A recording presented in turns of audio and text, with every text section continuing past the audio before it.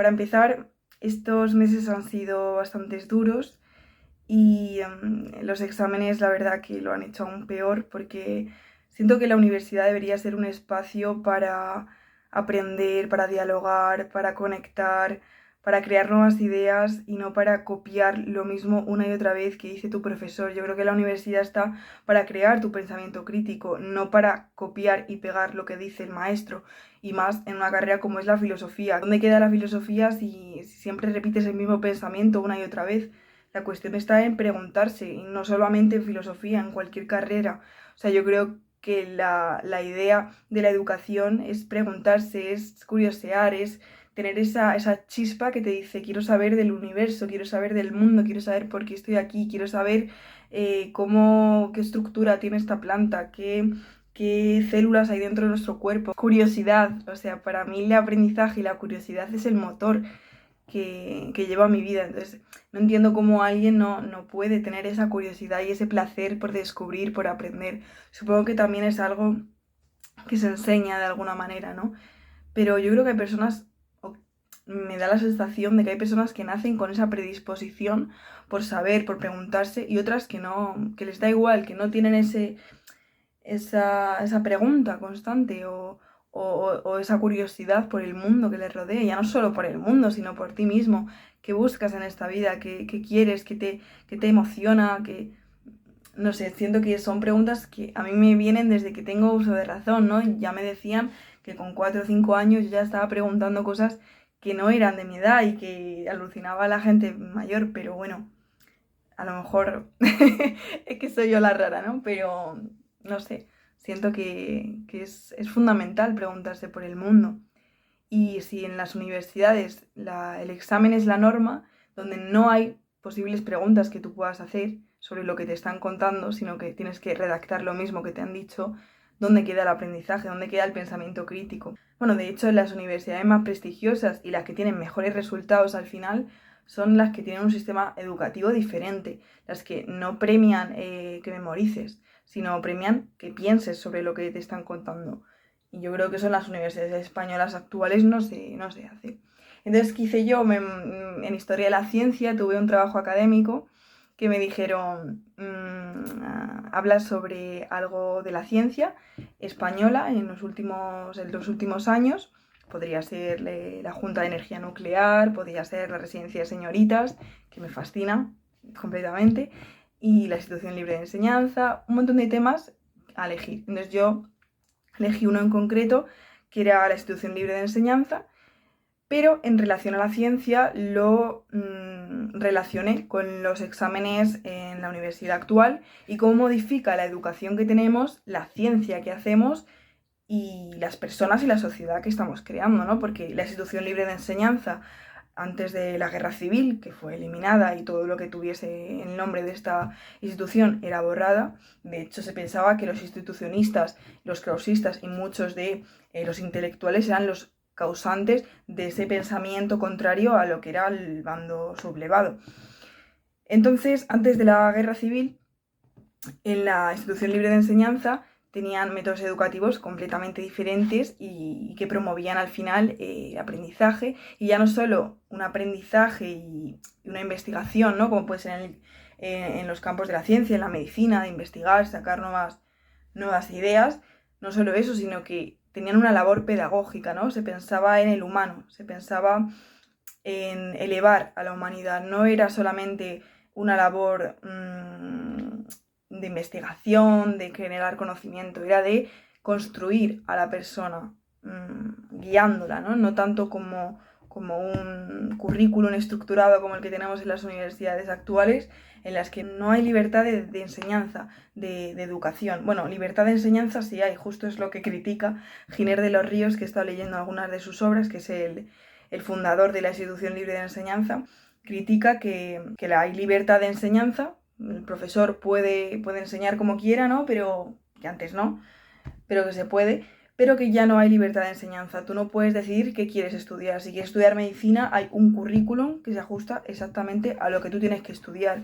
Yo estoy más a favor de los estudios liberales, de estudios interdisciplinares, como en algunos colleges en Estados Unidos o en otros lugares, donde tú eliges unas asignaturas, incluso hay un major y hay un minor, ¿no?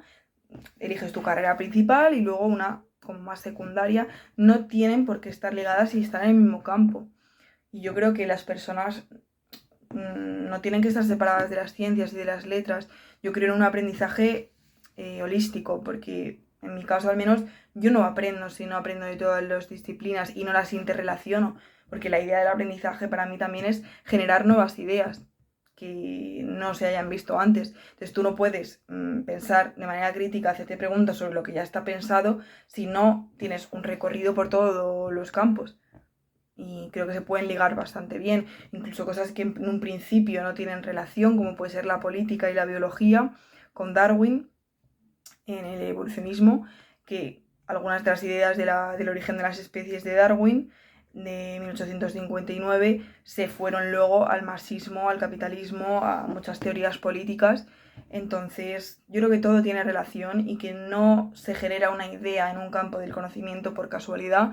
Hay un caldo de cocción de todas las disciplinas antes y creo que es fundamental conocer todo esto. No me parece bien que un físico no sepa de algo, un mínimo de humanidades, y que personas de humanidades no sepan absolutamente nada de la segunda ley de la termodinámica.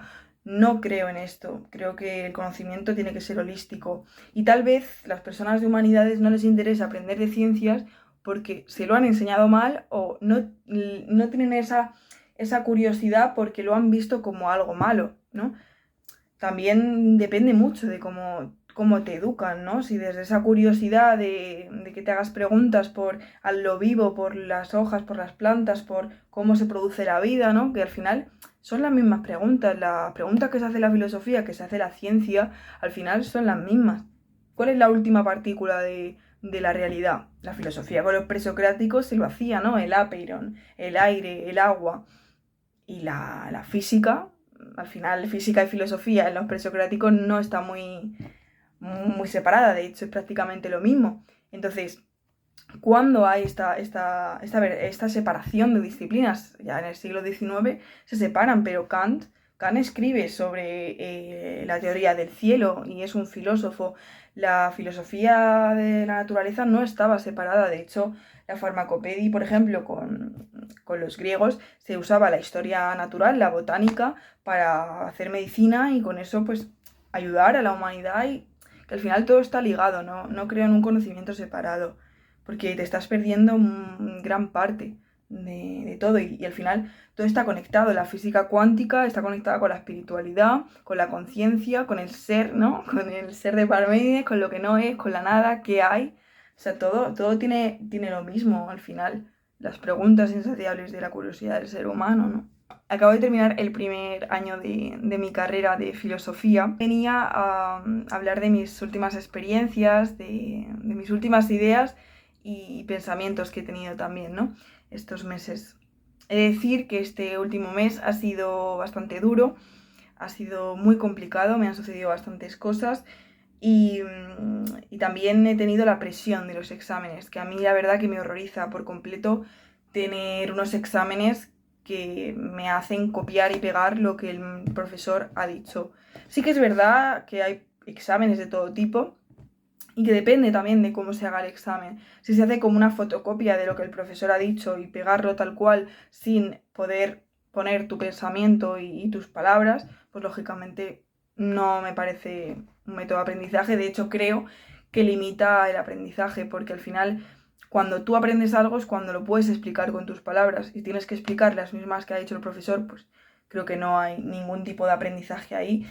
Y creo mucho en los debates también para el aprendizaje. Por ejemplo, en algunas universidades se hace un círculo de 10 personas, es una clase, es verdad, reducida, y se debate sobre lo que se haya leído. Se propone un texto a leer en la semana y en esa semana, o sea, ese día que se va a clase, se habla sobre el texto y se debate entre todos. Obviamente como guía el profesor, pero el profesor, ya os lo digo, es guía, no es un juez al que tiene que ver si lo has escrito bien o no y si en base a su criterio pasas curso o no pasas curso. Yo creo que el aprendizaje se debe valorar más por la profundidad, por cuánto te has preguntado sobre lo que te han enseñado, por cuánto has curioseado, por cuánto has investigado.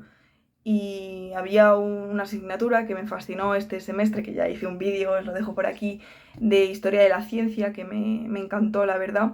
Tengo que hacer otro vídeo de el segundo temario, vamos, el segundo parcial que hicimos de historia de la ciencia, de lo que me fascinó, la verdad, porque vimos la astrofísica, vimos a Darwin también, a Mendel con los guisantes, y vimos las guerras mundiales también, qué impacto tenía la ciencia en la guerra, ¿no? El poder. Es muy, muy interesante la carrera espacial, la carrera, bueno, nuclear, las bombas atómicas, ¿no? Es muy, muy interesante.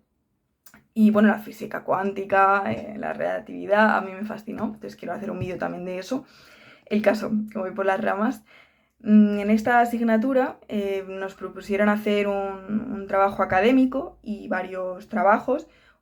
El trabajo académico tenía las reglas académicas de la universidad y los demás eran libres. Y luego aparte tenemos un examen. Ese tipo de evaluación me parece ideal porque así permites que la persona tenga muchas oportunidades para desarrollar su pensamiento. No se va todo al examen final y ahí ya, bueno, pues si lo ha hecho en esta hora, ha podido resumir todo lo que ha aprendido en este curso, vale. Y todo lo demás que haya podido hacer por su cuenta, todo lo que haya investigado sobre temas que le interesen en relación a la asignatura, qué más da, ¿no?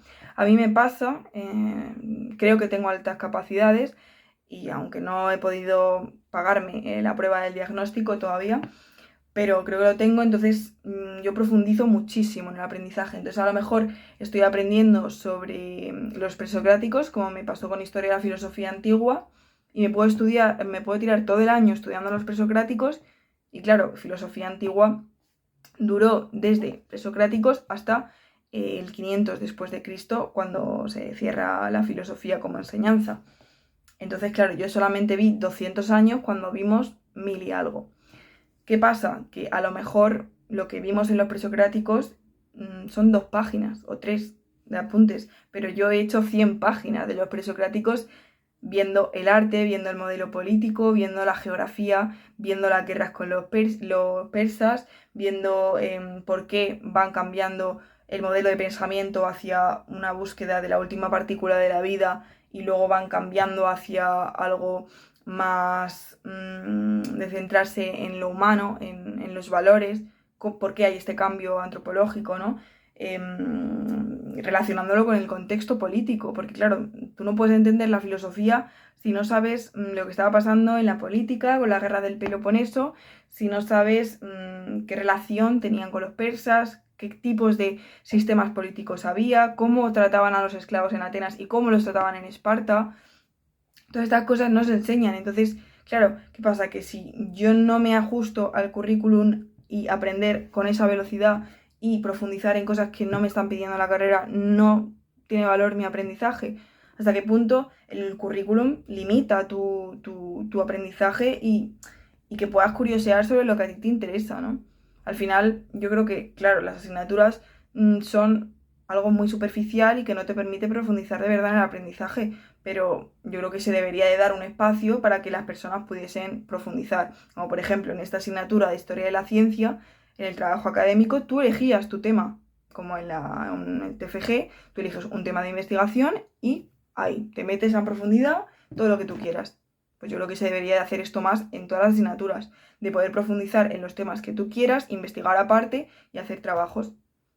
Sí que es verdad que yo he visto que esto es algo que se hacen a personas con altas capacidades como medidas de evaluación, pero como yo no tengo la evaluación de altas capacidades, pues tampoco puedo decir, oye, tengo altas capacidades, no puedo hacer un examen porque me limita completamente el aprendizaje y lo paso muy mal, de verdad. O sea, en los exámenes siempre lo paso fatal, porque tengo que reducir todo lo que he aprendido a 3 líneas cuando yo te podría hacer un trabajo de 50 páginas sobre ese tema.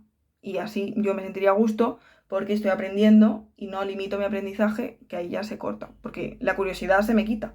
Y yo cuando no tengo curiosidad y no tengo emoción por lo que estoy aprendiendo, pues se me va todo a la mierda. El caso, que a mí hablar de métodos educativos, sistema educativo español me fascina. Entonces, bueno, pues yo al final, para terminar, hice mi trabajo académico de Historia de la Ciencia sobre los exámenes y hice una crítica al sistema educativo, en concreto al universitario, pero bueno, pasaría por todos porque todos tienen los dichosos exámenes. Y leí la obra de Francisco Giner de los Ríos, que era el fundador de la Institución Libre de Enseñanza, que transformó la educación y dio paso también, yo creo, a la Edad de Plata con esa residencia de estudiantes, que aunque no la hizo él, la hizo Jiménez Landiz, pero tenía las ideas de él y era su discípulo también. Igual que la pedagogía innovadora de Costello, pues al final tiene que ver con el fundador, que es él, y luego él se basará en ideas krausistas también, porque su maestro es Julián Sanz del Río. Pero ellos tienen una visión de la educación que a mí me fascina por completo y que ya estaban criticando en el siglo XIX, finales del XIX, principios del XX, lo mismo que yo estoy criticando ahora en 2026. Te quiero decir que no hemos cambiado absolutamente nada. Ya no es que la educación sea igual que hace 50 años, es que nos han robado la educación que hizo antes de la guerra civil, que era fascinante y no estaba basada en exámenes. De hecho, tenían otro modelo diferente porque las universidades pues, no les potenciaban su persona, su aprendizaje, ¿no? El otro día hablaba con un chico de que él no se mete a la universidad porque no aprende todo lo que podría aprender y aprende mucho más viajando, leyendo, preguntándose sobre lo que lee que yendo a la universidad. Y lo veo totalmente viable. De hecho, yo me lo he replanteado muchas veces.